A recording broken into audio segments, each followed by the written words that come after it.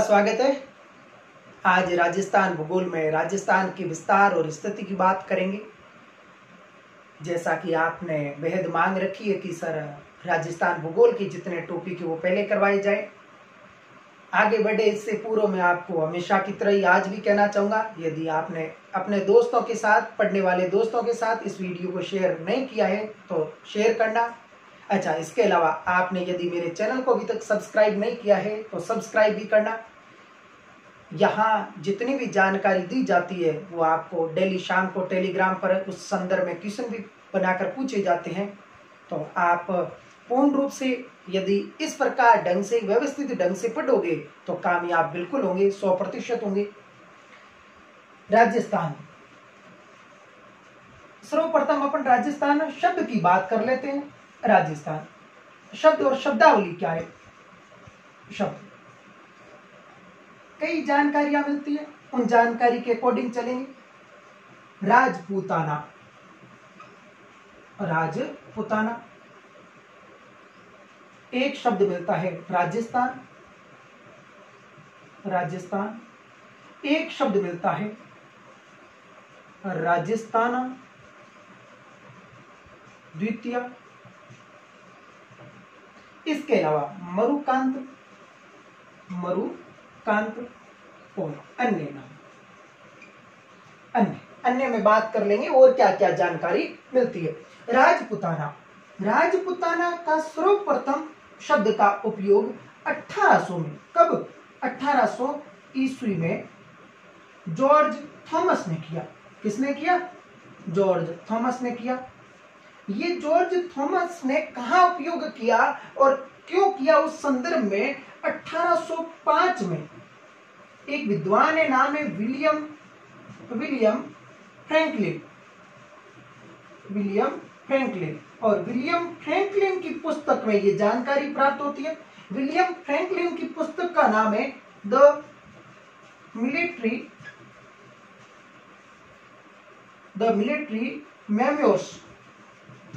Memoirs of mister George Thomas.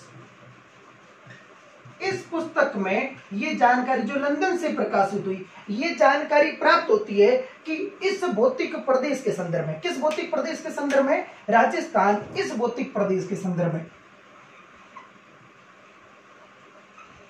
सर्वप्रथम राजपूताना शब्द का जो उल्लेख है, वो राजपूताना शब्द का सर्वप्रथम प्रयोग है वो किसने किया? जॉर्ज थॉमस ने। कब किया? 1800 में किया।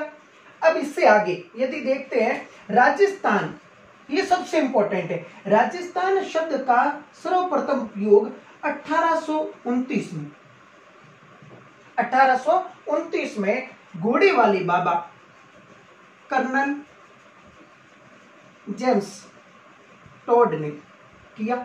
अच्छा, समझना कि कर्नल जेम्स टॉड, इनका जन्म ब्रिटेन में हुआ और ये यहाँ एक फौजी बनकर आए थे और कालांतर में इन्हें हाड़ौती और मेवाड़ का पॉलिटिकल एजेंट बनाया गया। पीए पॉलिटिकल एजेंट क्या थी? अंग्रेज प्रशासित भारत में एक प्रशासनिक व्यवस्था का हिस्सा थी। जैसे ऐसे समझो आप कि जैसे सबसे ऊपर गवर्नर जनरल है, फिर उसके बाद में AGG, agent to governor general है। जैसे राजस्थान में एजेंट टू गवर्नर जनरल का मुख्यालय पहले अजमेर में स्थापित किया गया था और कालांतर में 1845 में उसे माउंट आबू ले जाया गया था। जैसे 1857 की क्रांति में जॉर्ज पैट्रिक लॉरेंस एजीजी थे और एजीजी के नीचे यहाँ पीए पॉलिटिकल एजेंट हुआ करते थे।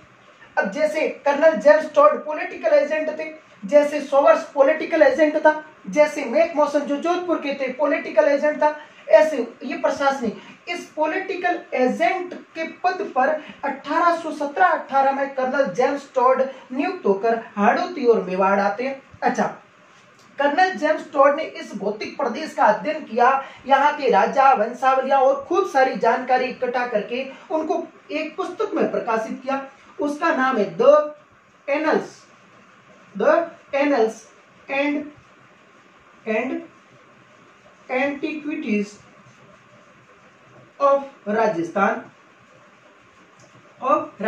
जैसा कि पुस्तक का नाम है राजस्थान शब्द आ रहा है, तो राजस्थान शब्द का सर्वप्रथम उपयोग 1829 में कर्नल जेम्स टॉड ने किया। इस पुस्तक के दो भाग है, जो पहला भाग है वो प्रकाशित हुआ, दूसरा भाग 1835 में जब इनकी कर्नल जेम्स टॉड की मृत्यु हो जाती है उसके बाद में प्रकाशित होगा। इस पुस्तक का हिंदी अनुवाद बलदेव प्रसाद मिश्र ने और इसके अलावा गौरी शंकर हीराज ओझा ने किया है, जो सिरोही दरबार में थे, हिंदी अनुवाद किया है। इस पुस्तक का दूसरा नाम क्या समझना, जैसे ये अपना प्यारा भारत है,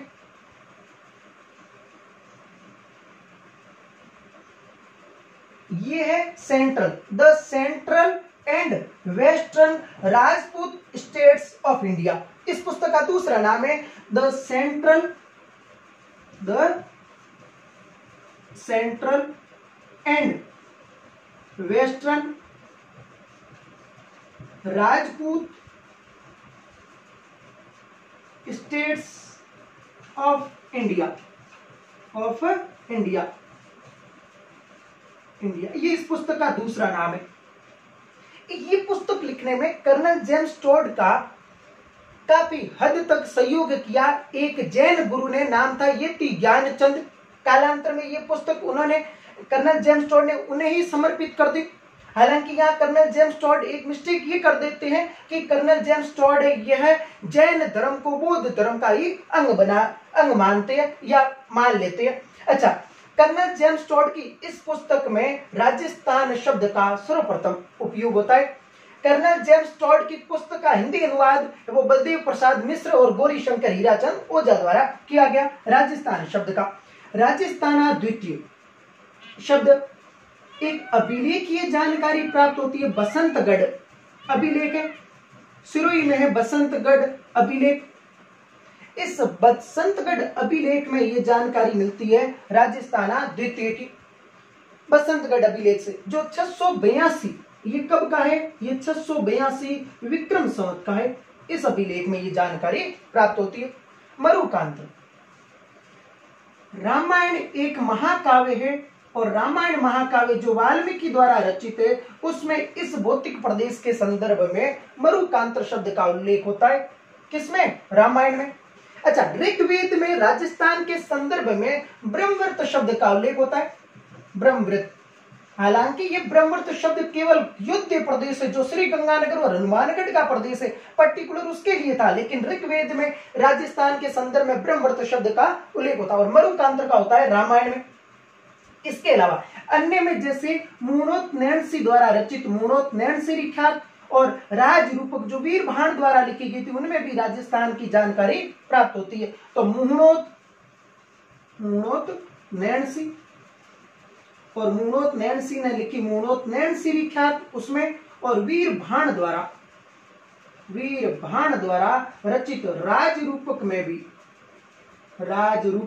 में भी यह इस भौतिक प्रदेश की जानकारी प्राप्त होती है इस प्रकार। अच्छा, इसके अलावा ये जो राजस्थान है इसका ये जो स्वरूप है, ये स्वरूप जो वर्तमान स्वरूप है, ये सामने आया 1 नवंबर 1956 को। 1 नवंबर 1956 को जो इसका 7वां चरण था, अंतिम या 7वें चरण में, जब माउंट आबू और इसके अलावा अजमेर मेरवाड़ा क्षेत्र को जब इसमें सम्मिलित कर लिया गया। इससे पूर्व राजस्थान का एकीकरण की किस चरण में इस शब्द का उल्लेख किया गया, तो द्वितीय चरण में 25 मार्च 1948 को राजस्थान एकीकरण की द्वितीय चरण में राजस्थान संघ शब्द का उल्लेख हुआ, जिसमें राजस्थान शब्द पहली बार, इससे पहले वाला वो मत्स्य संघ है जिसमें अलवर है, भरतपुर है, करौली और धौलपुर 4 जिले सम्मिलित करके के मुंशी के सुझाव पर मत्स्य संघ नाम रखा। अब इसके साथ में 9 रियासतें और एक ठिकाना जोड़कर राजस्थान संघ बना जो 25 मार्च 1948, यहाँ राजस्थान शब्द पहली बार उपयोग में लिया गया। इसके अलावा 30 मार्च को राजस्थान दिवस मनाया जाता है। 30 मार्च को राजस्थान दिवस मनाया जाता है। 1 नवंबर को राजस्थान का एकीकरण पूर्ण हो गया, इसलिए 1 नवंबर को राजस्थान स्थापना दिवस मनाया जाता है। अब एकीकरण जब चल रहा था तो एकीकरण के समय राज्यों की 4 श्रेणियां बनाएगी, ए, बी, सी और डी। कितनी बनाएगी? 4। अच्छा, आप एक एक पॉइंट को नोट करिए यहाँ। अच्छा, दूसरी, कई बार आप कहते हो सर क्लास का माहौल क्रिएट नहीं हो पा रहा। क्लास का माहौल ओबियसली अभी शुरुआत में क्रिएट होने की संभावना कम रहेगी। धीरे धीरे हो सकता है, जब एक्सपीरियंस बढ़ जाएगा तो हो सकता है क्लास जैसा ही माहौल क्रिएट हो। बाकी वैसे वो माहौल तो अलग ही होता है, एक एनवायरमेंट ही उसका अलग होता है। 1 नवंबर को जो ABCD 4 श्रेणियां बनाई गई थी, इसमें राजस्थान को बी श्रेणी में रखा गया। अच्छा, अजमेर मेरवाड़ा था वो सी श्रेणी में रखा गया। तो राजस्थान एकीकरण में 4 राज्यों की श्रेणियों में से किस श्रेणी में था? बी श्रेणी में। और अजमेर मेरवाड़ा का जो प्रदेश है ये सी श्रेणी में सम्मिलित था। तो 4 श्रेणियों में से अजमेर मेरवाड़ा, तो राजस्थान का एकीकरण के समय 4 श्रेणियों में से 2 श्रेणियों से संबंध रहा, बी श्रेणी से और सी श्रेणी से। इस प्रकार अन्य में नाम बात कर ली, ये शब्द और परिभाषा। 26 जनवरी 1950 को जब संविधान विधिवत रूप से सभी भागों के साथ संपूर्ण देश में लागू हो गया, तो उस समय राजस्थान संविधान में विधिवत रूप से अपना स्थान बना चुका था। 26 नवंबर 1949 को अपना संविधान बनकर तैयार हुआ, जिसे 2 महीने इसलिए रोका गया कि 26 जनवरी एक ऐतिहासिक महत्व वाला दिन था। इसका आप स्क्रीनशॉट भी ले सकते हो। आगे बढ़े, स्थिति और विस्तार की बात करेंगे राजस्थान की। यह शब्द परिचय था, यहां से भी क्वेश्चन बनते हैं। जो कर्नल जेम्स टॉड का दूसरा भाग है, उसके एनल्स एंड एंटिक्विटीज का, वो उनकी पत्नी ने उनकी मृत्यु के बाद प्रकाशित करवाया था। घोड़े वाले बाबा के नाम से जाने जाते हैं। मेवाड़ प्रदेश में ज्यादा घूमे। सिरोही और माउंट आबू के प्रदेश को वो हिंदू ओलंपस की संज्ञा देते हैं और गुरु शिखर को संतों का शिखर कहते हैं। राजस्थान के वो कई स्थानों पर घूमे थे। अच्छा, समझना,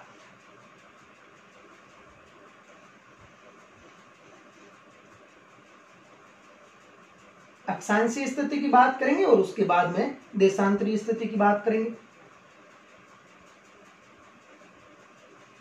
खूब सारे क्वेश्चन बढ़ते यहां से। आप बीच बीच में रोक कर गैप भी ले सकते हो।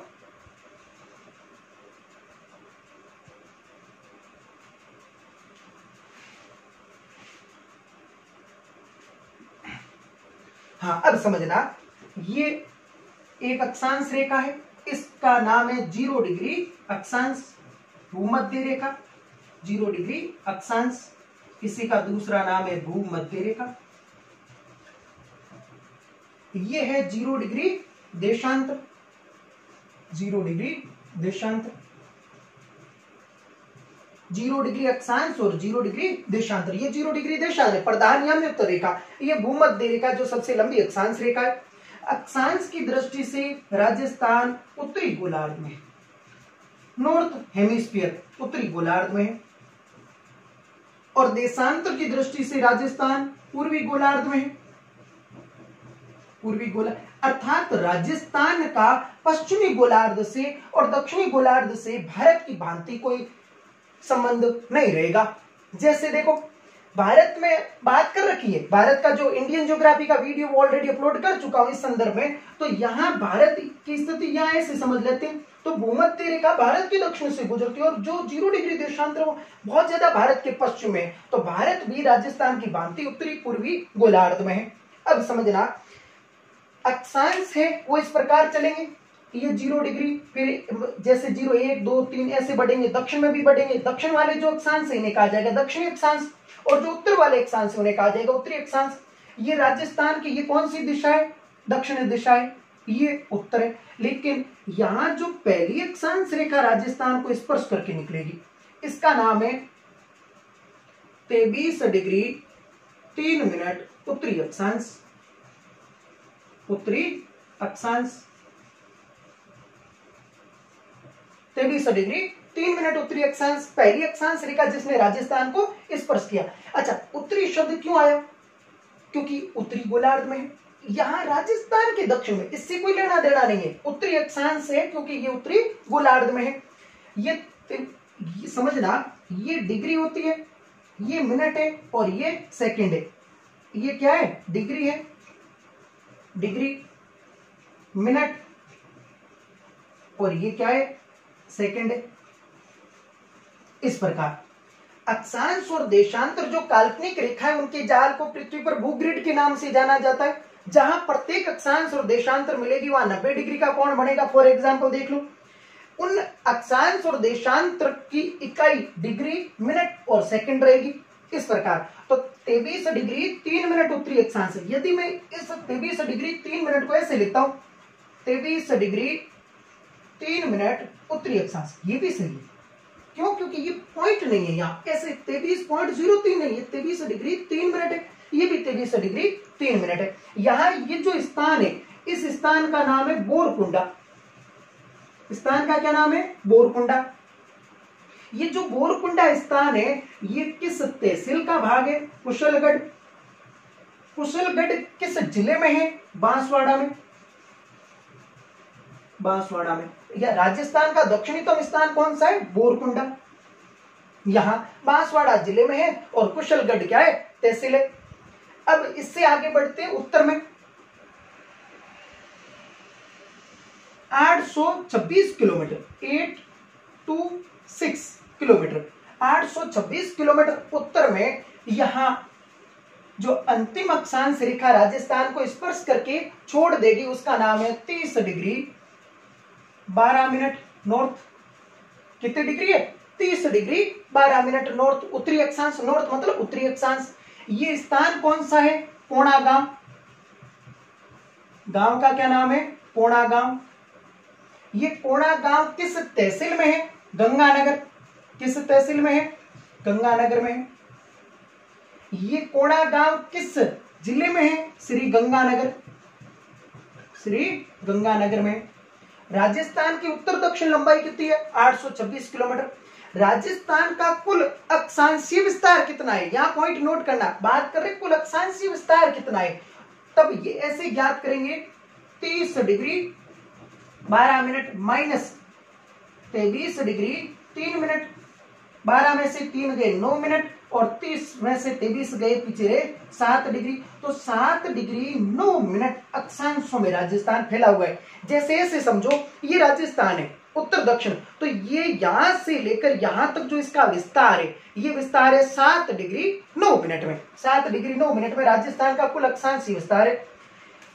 यहां से आप बढ़ोगे 23 के बाद 24, 25, 26, 26.5, जो 26.5 डिग्री उत्तरी अक्षांश आएगी, ये लगभग राजस्थान को 2 बराबर भागों में बांटती है। लगभग 26 डिग्री 30 मिनट नॉर्थ राजस्थान को कितने भागों में बांटेगी? 2 बराबर भागों में बांटेगी। अच्छा, ये पॉइंट इसलिए इंपॉर्टेंट हो जाता है, कई बार एग्जामिनर क्वेश्चन बनाता है कि निम्नलिखित में से राजस्थान के किस जिले से 29 डिग्री उत्तरी अक्षांश गुजरती है? ऑप्शन देगा, कोटा, बूंदी, राजसमंद, बीकानेर या श्री गंगानगर। तो सही आंसर हो जाएगा श्री गंगानगर। इस प्रकार क्वेश्चन तो हर जिले का अक्षांशीय और देशांतरी विस्तार याद रखना संभव नहीं है, लेकिन यदि आप इस ढंग से इसको देखोगे तो अक्षांश की ऐसे ही देशांतर की दृष्टि से बता दूंगा तो वो सही हो जाता है आपके। तो 26.5 डिग्री राजस्थान को अक्षांश की दृष्टि से 2 बराबर भागों में बांटती है। 23 डिग्री 3 मिनट है, फिर 23 डिग्री 4 मिनट, 5 मिनट, 6 मिनट, ऐसे बढ़ोगे तो एक आएगी 23 डिग्री 30 मिनट। ये जिस इस रेखा ने डूंगरपुर के चीखली गांव को स्पर्श किया और बांसवाड़ा के लगभग मध्य से होकर ये रेखा गुजर गई, मध्य से गुजर रही है, ध्यान रखना। इस रेखा का नाम है कर्क रेखा। कर्क रेखा। कुशलगढ़ बिल्कुल इस कर्क रेखा पर स्थित है, सबसे नजदीकतम मुख्य शहर है या कस्बा है। कर्क रेखा पर 21 जून को सूर्य सीधा चमकता है। जैसा कि मैं आपको बता चुका हूं ऑलरेडी कि जब सूर्य कर्क रेखा पर सीधा चमकता है, इस समय उत्तरी गोलार्ध में दिन बड़े होते हैं और रातें छोटी होती है। 21 जून को कर्क रेखा पर सीधा चमकता है। कर्क रेखा भारत के 8 राज्यों से गुजरती है। सबसे नजदीक राजधानी है वो है रांची और सबसे दूरतम राजधानी है जयपुर। 8 राज्यों में से जो उस पर स्थित है उस पर ये जयपुर। सबसे दूरतम कौन सी है? जयपुर है और सबसे नजदीकतम है रांची, झारखंड की राजधानी है। कर्क रेखा राजस्थान से कर्क रेखा 2 जिलों से गुजरती है। कितने जिले हैं? 2 जिले। एक जिले का नाम है डूंगरपुर जिसको स्पर्श करती है और दूसरे का नाम है बांसवाड़ा। कर्क रेखा अक्षांश के आधार पर जलवायु का निर्धारण किया जाता है। कर्क रेखा जलवायु दृष्टि से राजस्थान को 2 भागों में बांट देती है, उष्णकटिबंधीय जलवायु और शीतोष्ण कटिबंधीय जलवायु या उपोष्ण कटिबंधीय।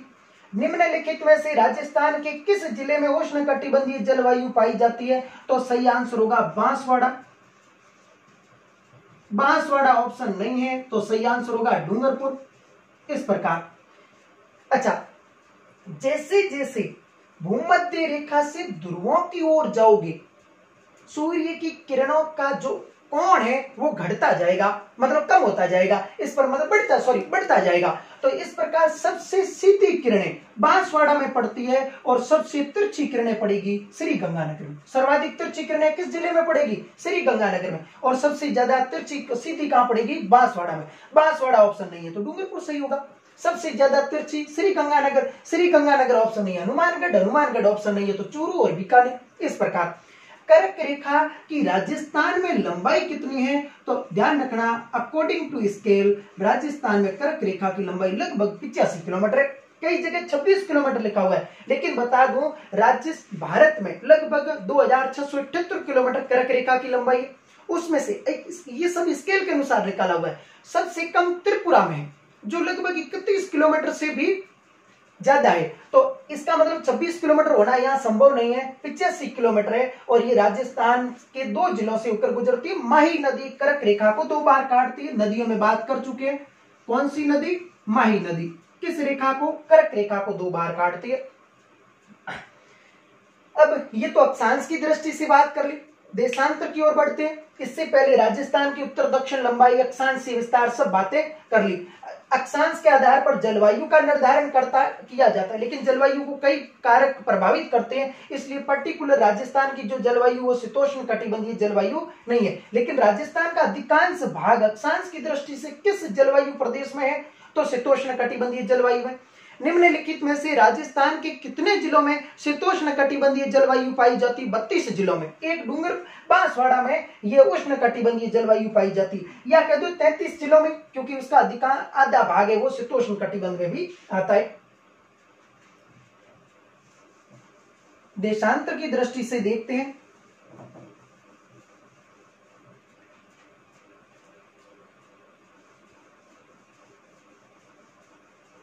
अब समझना, इस प्रकार देशांतर रेखाएं गुजरेगी ऐसे।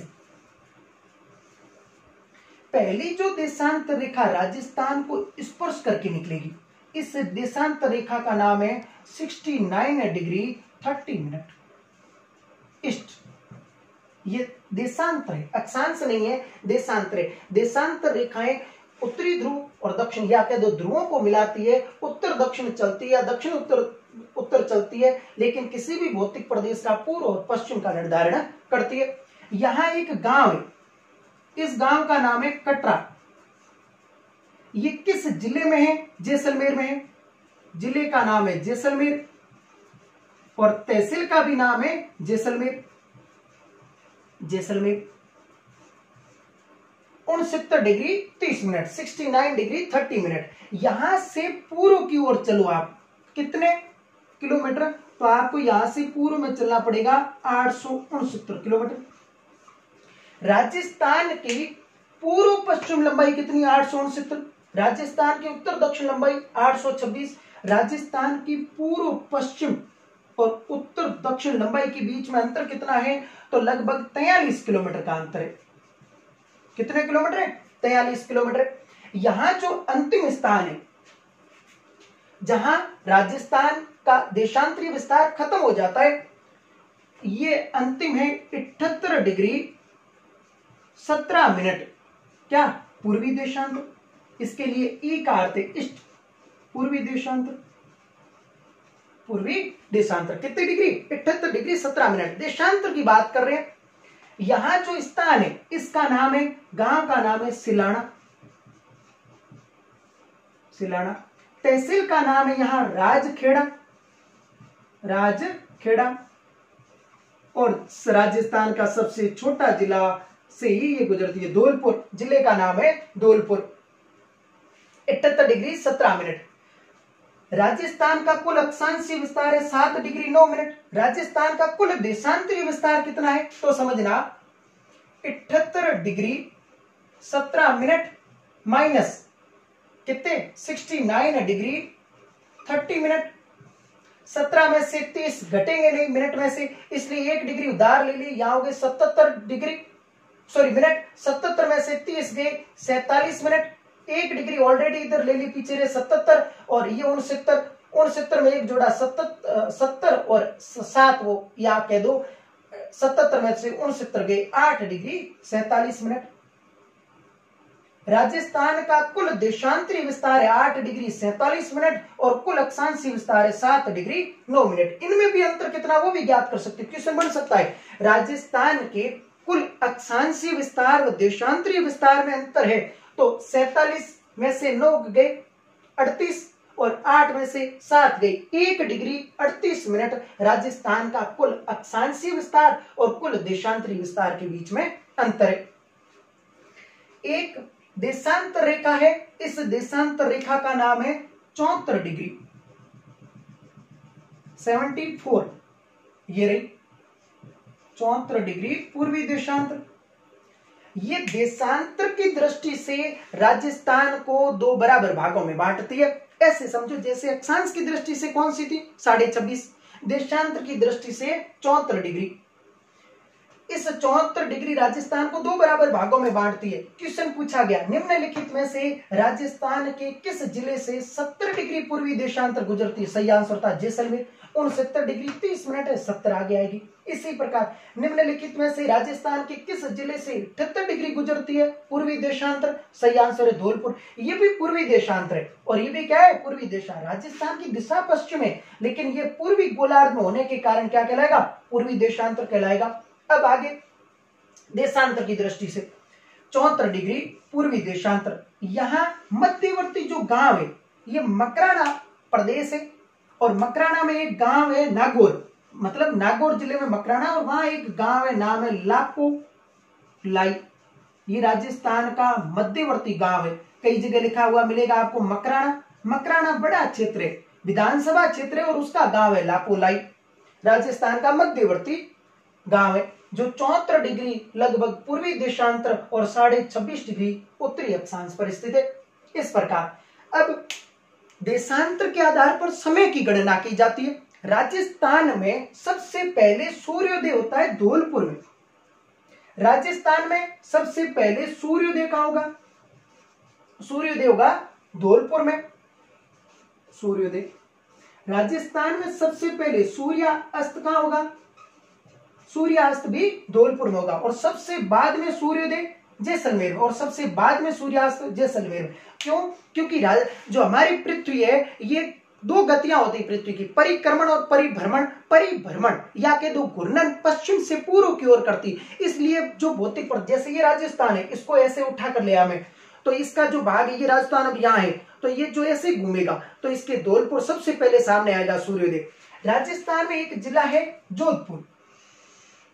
जोधपुर का देशांतरीय विस्तार अधिक है इसलिए इसे सूर्य नगरी के नाम से जाना जाता है। किस जिले को, जोधपुर को किस नाम से, सूर्य नगरी के नाम से। समय ज्ञात कर लेते हैं, राजस्थान का समय अंतराल कैसे है उसको भी देख लेते हैं।